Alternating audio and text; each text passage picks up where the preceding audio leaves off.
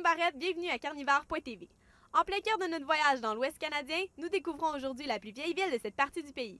C'est avec grand plaisir que nous vous offrons d'en apprendre davantage sur le milieu artistique de Victoria, capitale de la Colombie-Britannique. Le site de la ville de Victoria a commencé à être utilisé en 1843 comme poste de commerce d'échange par la Compagnie de la baie d'Hudson.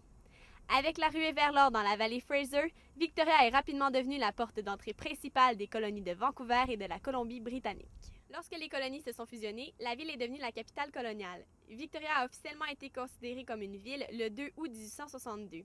Le nom de Victoria a été donné au site un an plus tôt en l'honneur de la reine Victoria. C'est M. Thomas Harris qui a été élu par acclamation comme premier maire de la ville. Il a présidé le premier conseil municipal.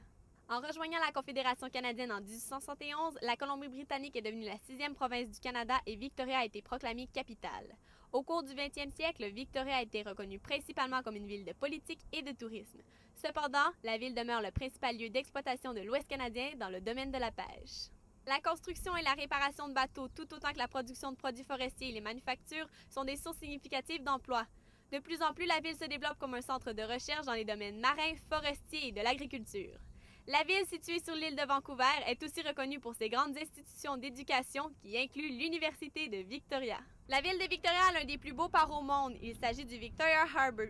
Ce port a longtemps été la porte d'entrée vers le Canada. Les Premières Nations furent les pionniers dans l'exploitation du port. Il est situé à seulement quelques mètres du centre-ville et de ses rues historiques. On peut y voir plusieurs bateaux de croisière et de loisirs entrer et sortir en tout temps. Mis à part le côté attraction touristique, le port est aussi un milieu de travail important. Il sert l'industrie des bateaux de croisière et est muni d'installations qui réparent les bateaux, en plus d'offrir d'autres ressources. Il est maintenant l'une des destinations les plus populaires pour les visiteurs qui aiment l'ambiance de la côte ouest. La Greater Victoria Harbour Authority a été incorporée comme une société à but non lucratif en février 2002. Elle est propriétaire du port de Victoria. En avril de la même année, elle a commencé à opérer ses installations portuaires tout en étant affiliée à Transport Canada. Elle opère au total 5 installations, dont l'une des plus importantes est Ogden Point. Ogden Point est composé de 4 bassins. L'un est de 1000 pieds de longueur et les autres sont de 800 pieds. Ils ont tous entre 31 et 35 pieds d'eau de profondeur au-dessus du niveau de la mer. De nos jours, la Greater Victoria Harbour Authority travaille pour maintenir sa fonction de port en tant que milieu de travail et centre de transport par voie maritime, tout en gardant un certain focus sur le tourisme. La vie politique en Colombie-Britannique est plutôt active. Le Parlement est situé à Victoria et offre un magnifique spectacle pour les yeux lorsque le soleil se couche, puisqu'il est illuminé par plus de 3500 ampoules. C'est en 1893 que M. Francis Rattenbury a conçu cette architecture impressionnante en l'honneur des 60 ans de règne de la reine Victoria. Il était alors âgé de seulement 25 ans. Il est important de mentionner que Francis Rattenbury est aussi l'architecte du célèbre hôtel Fairmont Empress. De plus, il est fascinant d'apprendre que tout au long de la construction, M. Rattenbury et son équipe ont fait des efforts pour encourager les entreprises locales, puisque cela a été très important pour lui. Plus précisément, c'est au Parlement que se rencontrent les membres du gouvernement provincial afin de voter les lois, décider des budgets et débattre de sujets importants tels que la santé, l'éducation et l'environnement.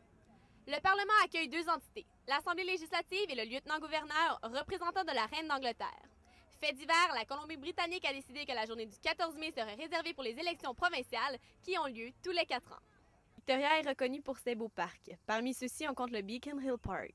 Ce parc a longtemps été le sujet de débat. Au début, le parc était exclu des limites fixées de la ville de Victoria. Il y a évidemment eu plusieurs conflits pour savoir qui allait être le propriétaire. C'est en 1882 que le parc a officiellement été rendu à la ville. De nos jours, il est possible d'y vivre une expérience agricole de manière éducative ou encore d'assister aux festivals qui y sont organisés. Le Hatley Park fait aussi partie des plus beaux parcs de la ville. En fait, il s'agit de l'un des sites historiques nationaux les plus grands et les plus diversifiés au Canada.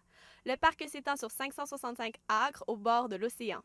Au centre du parc, on retrouve un vieux château de 1908 qui rappelle l'histoire militaire de la Colombie-Britannique. Pour finir, on ne peut éviter de parler de la municipalité d'Esquimalt qui a plus de 40 hectares de parc. C'est là qu'on peut visiter le Sax Point Park. Inauguré en 1934, il a été utile lors de la Deuxième Guerre mondiale. Mesurant 7,5 hectares, il offre également une splendide vue sur l'océan.